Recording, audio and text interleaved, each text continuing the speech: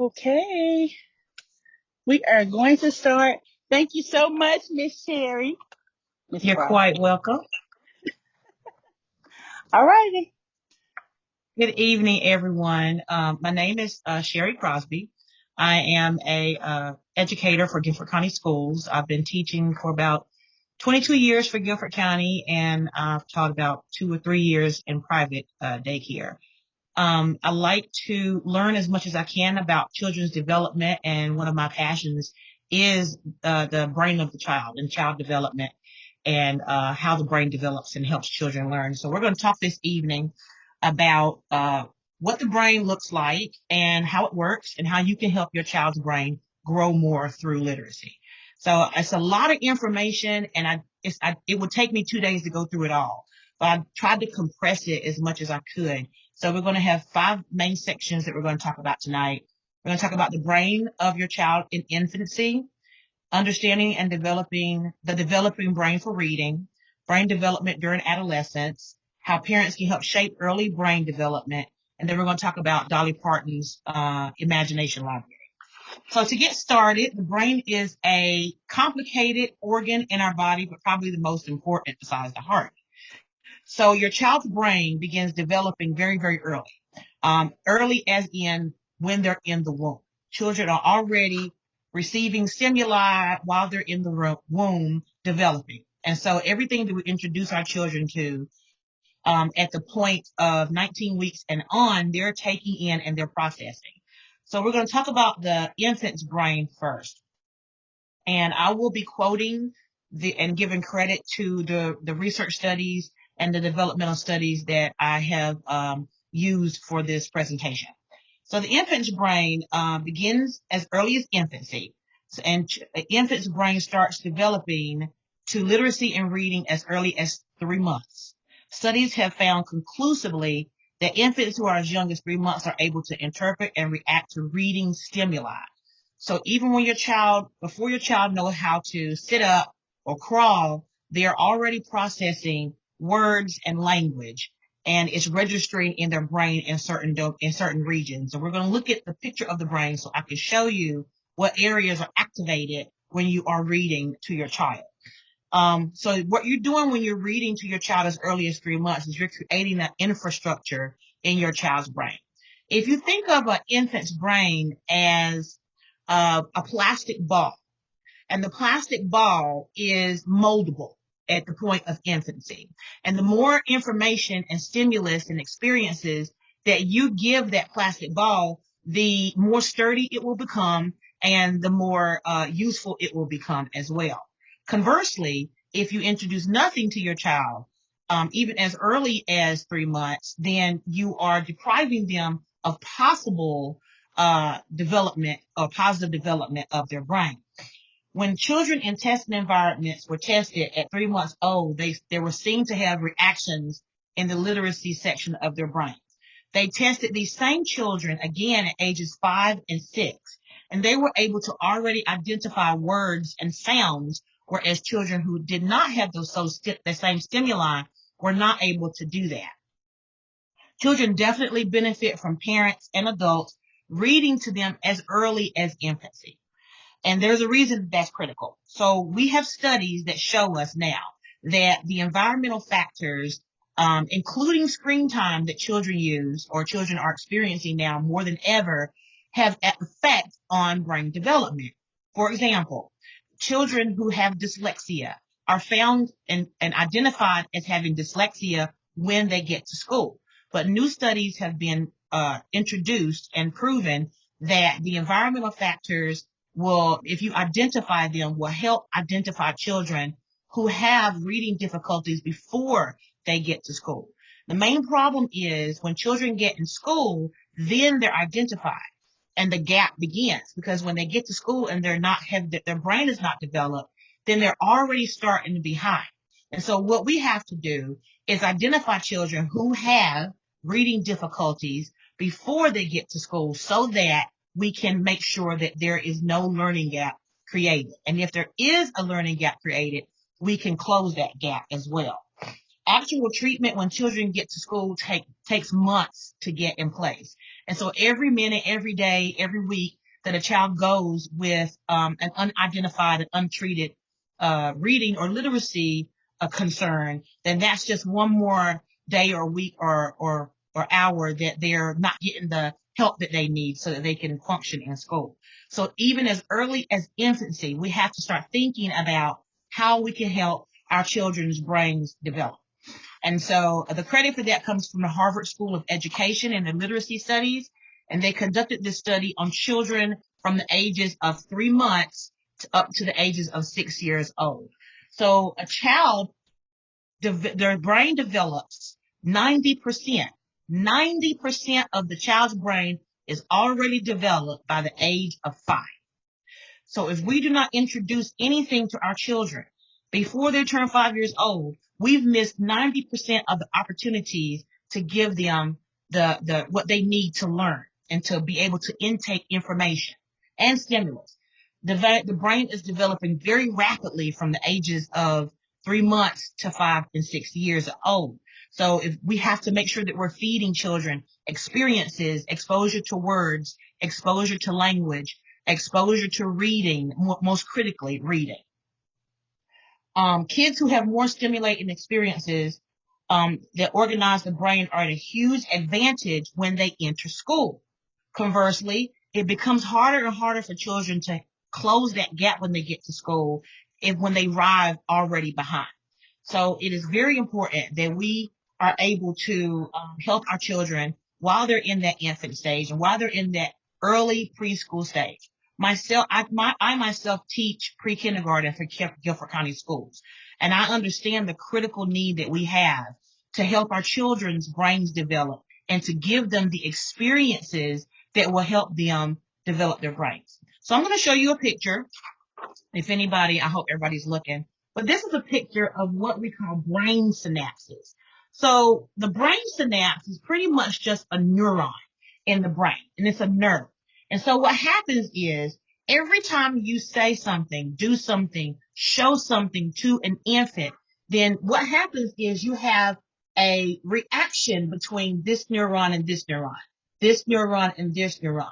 These reactions in the brain is basically setting up that infrastructure of learning. So the more you introduce, the more synapses happen, the more chemical reactions happen in the brain, and then the brain is able to process more and more information. So it's very important to understand what's in the brain before we can give the brain what it needs to continue to develop. If you look at the brain of a child who spends time on using a screen, so this is a picture of a child's brain, and if you look, you'll see the white matter and you'll see the blue matter. Now, the white matter is called gray matter.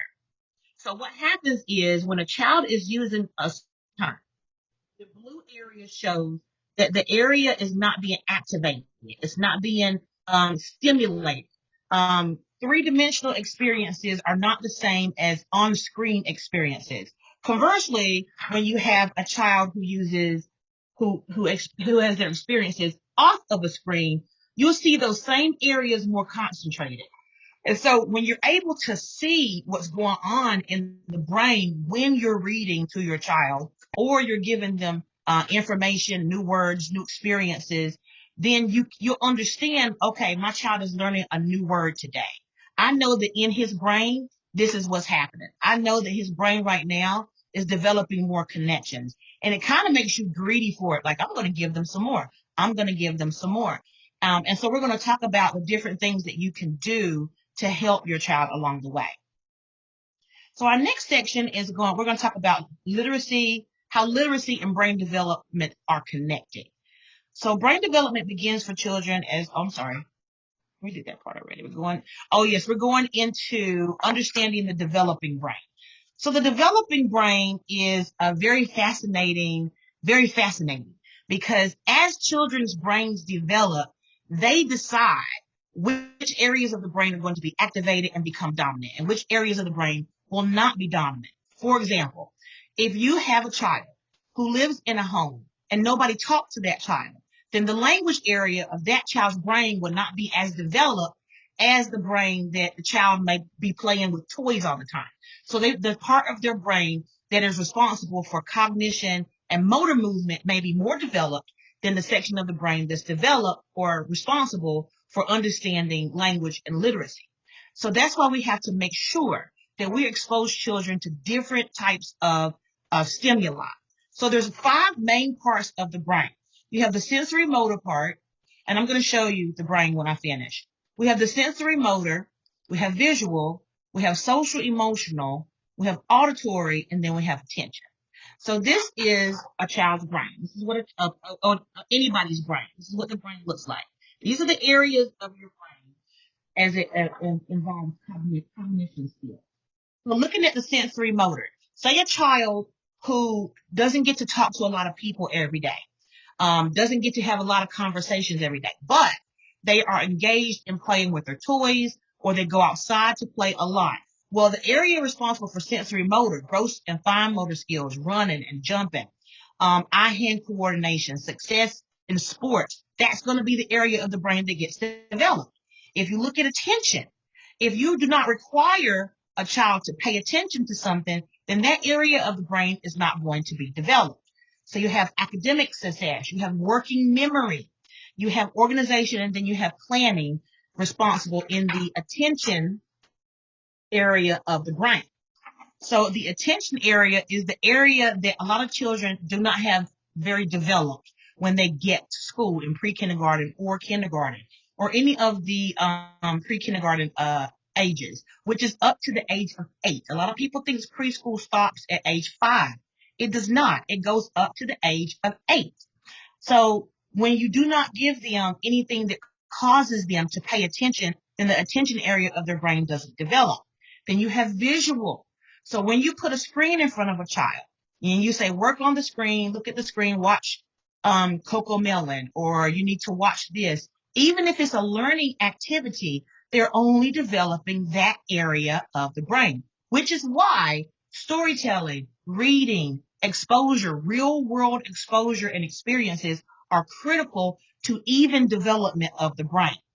Then you have social emotional, which is a very important part of the brain. This part of the brain teaches children how to interact with each other, how they can express themselves, how they understand what others are telling them. And then it teaches them, they learn how to make friends and they learn how to engage with each other. So then you have making friends easily and managing conflict situations. So children who are exposed to books that explain conflicting situations, children have heard about this before. So when they experience conflicts in school, they have a working memory of that. For example, in a book, if you read about a character that has a problem, like Little Red Riding Hood is a good example of a character who encounters a problem. She encounters a stranger in this story, and she does the wrong thing in the story and ends up suffering a consequence for that interaction. At which point the reader should explain to the child that we do not talk to strangers, and if you ever see someone that you don't know, you don't give them your information. And if you do, something may happen. Now, you won't be getting eaten like Little Red Riding Hood, but there is a consequence to the action. And what happens is children have very, very good long-term memories. They do not have good short-term memories, but the long-term memory becomes their working memory, and they remember that story. And they have a base knowledge when they have those interactions at school. So children who have books read to them at early ages before they enter school are better able to handle conflicts, small conflicts from child to child with each other. So then you have the auditory section, which is basically at the bottom down here. And this section is kind of small, but it's very important because what children hear is what they do. So they hear you say, go over there, and their brain tells them you need to go over there. But if they are not given experiences where they have to listen, then they don't know how to listen, which is why we read to our children. And so when we read to our children, it's telling the brain, wait, I need to stop. We're going to listen to these things. It's time to listen. It's time to focus. And so remembering instructions, reading and comprehension, solving problems and answering questions are all in the auditory section of the brain. And so when we read to children, all these areas are being stimulated. And so when we read a story, we don't realize that we're activating the brain as much as we are, but we really are. So we have to understand the developing brain as much as the infant brain. Because once your child is past infancy, then you should be asking yourself, what do I do now to help my child continue to develop their brain and develop those critical skills that they'll need when they enter school and while they're progressing through school. So robust language networks activate even while children are sleeping. So if your child falls asleep and if you had to work or you couldn't get to them to read their story for the night, even if that happens, if you go into their room and you read them a story, their brain is still processing your words, still processing your voice, still processing the story, even if the child is asleep. So you may not get to read to them, but if they're falling asleep or they're groggy and you're still reading and you say, well, I'm going to stop because my child's falling asleep. Don't do that. Continue to read because the brain still processes the language and the brain is still processing the words. Nature versus nurture is the newest area of study in brain development. Nature is what happens naturally in a child's life. Oh, they naturally go outside to play. And so whatever happens outside when they're playing, that's what they're going to encounter. So some people think that nature is how children learn. And some people think children learn through nurturing. Nurturing happens when you go outside with the child and you explain the things that they encounter and you talk about their experiences while they're out there.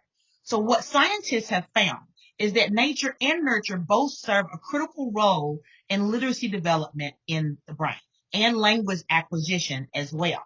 So whether or not you go outside or whether or not you go outside with your child or your child goes out by themselves, they are both important. Therefore, both need to occur. We have to allow children space to explore, and we also have to be ready to guide them in their explorations. And so that is what helps the brain to continue to develop. Letting them take chances, safe chances, gives them new experiences and activates those stimuli and those synapses in the brain to start firing again. And so once they start firing, then their brain is getting stronger. That plastic ball is getting sturdier and sturdier. And so you want to give them more opportunities to develop those things. There's so much information. I wish I could share all of it, but we're going to continue to go forward. We talked about nature versus nurture. So let's talk about the adolescent brain. And I'm going to be crediting Dr. Kirsten Conrad, Dr. Christine Firk, and Dr. Peter Uhlhaus.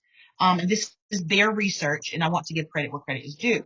Adolescence is the part of your child's life between late childhood and adulthood. It's the time of physical maturation and mental and emotional development. They're trying to become independent persons, and therefore they are ready to take chances and take risks. This is the area of a child's life that they're going to get hurt more when they're outside playing. They're going to climb up on that thing that they're not supposed to climb up on. They're going to try to touch something they're not trying to touch. These are not children's ways of driving us crazy. These are children's ways of finding new experiences and giving their brain new information. Because once they climb that tree and they fall out of that tree, you can tell them 1,000 times, don't climb that tree because if you fall, you'll get hurt. But once they do it themselves, then they develop that working memory. And now they have that natural consequence that acts as a foundation for their brain development. Brain development and literacy during the adolescent phase of a child's life, they're more prone to material related to what they're going through. So how do you help a child who's in late childhood continue to develop their brain in literacy and language? You continue to expose them to reading materials about what they're experiencing in their life. If they're interested in football, then you need to get the material on football. If they're interested in dance, then get the material on dance. But don't forget that children need to develop all areas of their brain. So while you might give them a book that has no pictures in it, there's nothing wrong with giving a child who may not need a picture book, because it might be something that they've never seen before. I don't know if anybody as old as me can remember, but we had encyclopedias in our homes, and we had them all lined up on the wall, Britannica encyclopedias. And if we asked our parents a question, what do they tell us to do? Go look it up. And so we ourselves had to go and create that experience. And seeing things in the encyclopedia gave us those different experiences that we needed, because we're exposed to the language and we're exposed. And at this point, we can read for ourselves. So we don't need someone else to come in and do it for us. So to help your child in late childhood to continue to develop their brain, can't talk tonight, then you want to make sure that they are exposed to reading materials related to what they're going through in their life, about school, about their development, social events. And you also want to make sure they're exposed to different types of material that they may not choose on their own. My son hates when I make him read nonfiction, because he loves fiction. And I want him to be able to read nonfiction so that he'll have a base knowledge of that type of experiences and reading. So that's how you can help a child who is in late childhood continue to develop that love of reading. Because at this point, you're not reading to them anymore. They're reading for themselves. And so then it becomes their responsibility based on their interests. And they're always going to go for what they want to read about. And there's nothing wrong with that. But you want to expose them to different types of reading materials. And it will help their brain develop. Remember, we're activating the synapses in the brain. So every time they read something different, then we have a reaction in the brain. The brain registers it. And the brain says, this is new knowledge. We're going to store it away. If we do not expose them to new information, then they will never develop. And those synapses will not continue to develop. Because guess what happens in the brain? When you expose a child to more experiences, what happens is more synapses are forming in the brain. So a child who's never exposed to anything won't have the same amount of synapses in their brain as a child who's had exposure to many different things. And that's what's happening now in school. So we've had children in school who've been home for 2 years, and they didn't have the same exposure at home that they would have had at school. And what happened? They were home and they did not get the same reactions, and they did not get the same stimuli. And so the synapses that could have been occurring while they were at school did not occur. So you had children who came back to school who were probably at the same brain age that they were when they left school, because they didn't get that information and that knowledge while they were out of school. So teachers are teaching children brain age who are 2 years behind where they should be. And not all children, don't get me wrong, not all children had a lapse of learning while they were out. I'm just saying that the same stimuli that they would have gotten at school while they were out, they did not get at home, including reading. What we did get while they were out was a lot of screen time. And screen time is wonderful. But I want you to understand, screen time is not a substitution for your voice. Your voice activates in the child's brain more than a working memory. Your voice also activates emotion, it activates feelings, and it activates memories. Even your sense, when you're reading to your child, the brain is processing everything. What is mommy wearing? What does mommy smell like? What does mommy's face look like? Did mommy use different voices when she read this story? And the brain is processing all of that information. And so when we give our children these experiences, reading out loud, it exposes them to who you are as well, which is why it's very important that when we read to our children, we use different voices, because they know what your voice sounds like, but a child who is inside from the pandemic might not know what another accent sounds like. They may not understand that books can be read in Spanish. They may not have been exposed to that yet. So if you expose them to that, then you are helping them to create those chemical reactions in their brain that's going to start building back up the infrastructure in their brain so that they can continue to learn efficiently while they're in school. And I just really love the brain. That's why I really love how the brain works And when you understand what's going on in your child's brain, then you understand how important it is what you do with your children, how important it is. Okay. So they were also more likely to communicate with a child in a warm, positive tone. Oh, okay. Parents who know more about how babies, now you parents that are online tonight have an edge over everybody else because now you understand how children's brains work. Parents who know more about how brains develop in the first week are more sensitive and responsive to their children when babies grow older. As their children grow older, they become more sensitive to their children's actions. They notice vocalizations, facial expressions, and are more likely to create opportunities for learning and development.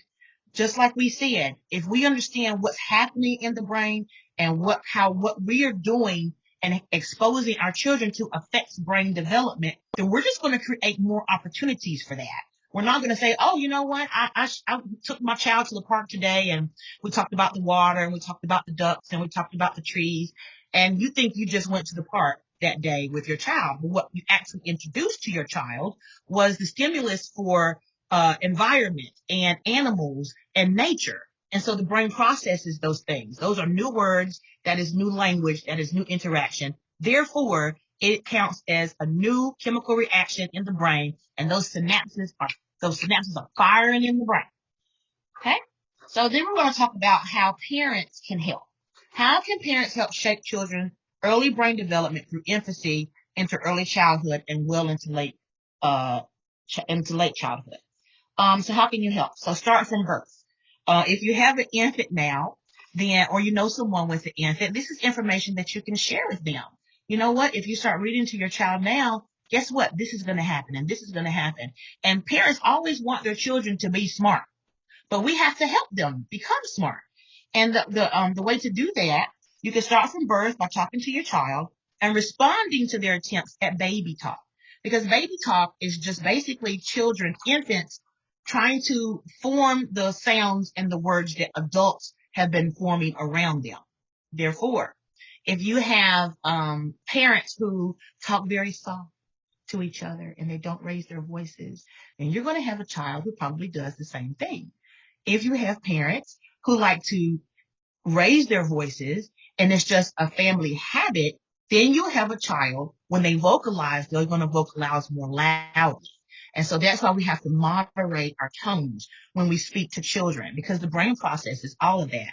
When mommy talks to me, she yells. So when I talk, I'm supposed to yell. And so we have to show our children that we moderate our voices for different reasons. They're also paying attention to how your voice changes through your different emotions. When you're angry, when you're happy, when you're sad, all that information and stimuli is getting processed by that child's brain. And they're going to use that in their working memory for future interactions with you. That's why children know how to push our buttons so well. Okay. Also, you can sing the ABC song. The ABC song is a simple song, but it does so much to activate early reading and literacy skills in your child's brain. It's a simple song, but you're singing it. You're using your voice. Your child is hearing your voice. They're learning pitch. They're learning tone. They're hearing you sing. It's all very important just through the ABC song. You can have your child use their imagination and make up stories, ask lots of questions about their invented tales. You know that they didn't go outside and fight a dragon, but you do want to ask them, what did the dragon look like? How tall was the dragon? Did the dragon talk? What was the dragon's name? What happened when you won? These are questions that's going to help them to learn how to formulate stories in their head. So when children get to first and second grade and you say, write a story, they look at you like, what? Because nobody has taught them how to think of a story to write down. And it's because we don't ask questions about their invented tales.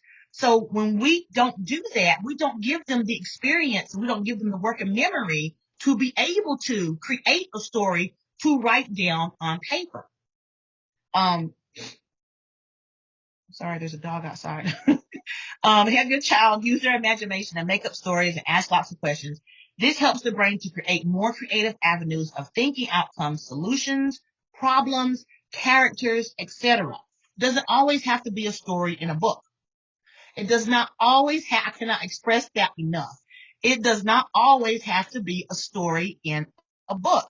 I cannot tell you how many times I've sat in front of my class and made up a story off the top of my head. And they ask me questions and I answer them. My favorite story is, Miss Crosby, what happened to your hand? Well, I fought a bear. I fought a bear. What kind of bear was it? What color was the bear? Where was the bear? What was the bear's name? Why did you have to fight the bear? What happened? Did you use any weapons? They want to know about what happened and why you had to fight a bear. You can be as creative as you want to. And trust me, when you do this, you are giving your children so much to build on. And all it's going to do is build language, build literacy, build questioning skills, which is critical. I cannot tell you how critical it is when they get to these testing grades to understand comprehension, to understand how to answer a question, how to pull information out of a passage. And it all starts with you. It starts with how you talk to your child and have fun with it. Pick books with interesting characters. Don't be afraid to role play with different accents and voices for the characters. So if you're reading Little Red Riding Hood and it gets to the part where the wolf comes out, the wolf shouldn't sound like mommy. The wolf should sound like a wolf. And I promise you, the next time you read that story, if you don't make that voice, they're going to tell you that's not the wolf's voice. How do you know what the wolf's voice sounds like? Well, they registered it. It became their working memory when you use that voice. So be very responsible with your voices when you read your stories. When you read those interesting stories and interesting characters, then they are exposed to new words, new language. A really good story is Rumpelstiltskin. Rumpelstiltskin is not a word that you hear every day. Rumpelstiltskin, write it out, show them what it looks like, break it down, talk about funny names, think of more funny names. These are all ways to build language and literacy. And all you're doing is you're helping that brain develop faster, faster, and faster. Have your child point to pictures and words and repeat them. Simple tasks, but they do so much to help your child develop their brain and continue to activate the synapses in their brain, thereby increasing literacy development and cognitive development. Cognitive development is how they understand. So if you're reading Little Red Riding Hood and your child looks at you with a blank face, then you need to go back to the beginning and you need to try again. You can also break stories down. You don't have to read it as it is. There are some stories where there's too many words on the pages. And you know your child, you know your child's not going to listen to all that. Pick out the main points and let that be what's on that page. They can point to the characters and you can read the words you know that they'll understand. And the last thing is visit the library. The libraries now are not the libraries I had when I was growing up. I went into a library and there was a big tree in there with a little nook inside. There's pillows, there's tables, there's chairs, there's stuffed animals. It's colorful and it's creative and it's inviting. And so the libraries that children have now simulate a classroom if you don't have a classroom for your child to go to. If you want your child to go interact in a classroom-like environment, a library is the perfect place to take them because there they can go and choose the books that they want to read and know that they can sit down in their own environment with child-sized furniture, inviting pictures, and they can engage in that story. I can't express enough how big of a resource the library is. And we have plenty of libraries here in Greensboro. I really do encourage parents to go into the library, get them their own library card so they can check their books out and they can take their books home.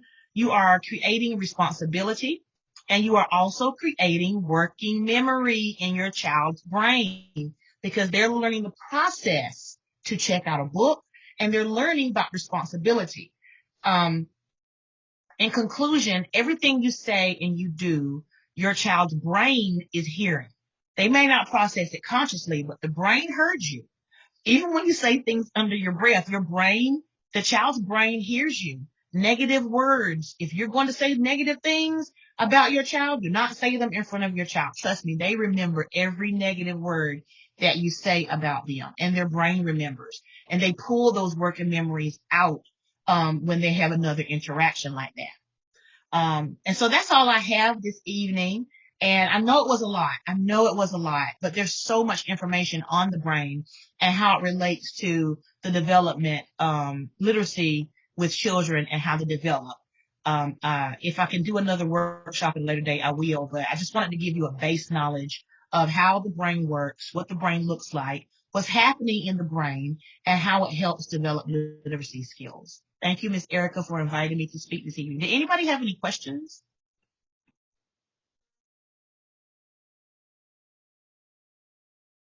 I don't think we have any questions, Miss Erica. I think that's it. Sherry, that was awesome. When you said the library, I kind of got excited. Yeah. Um, has anyone on here been to McNary Library off of Lake Jeanette? Mm-mm. It's a No. really cool library. It has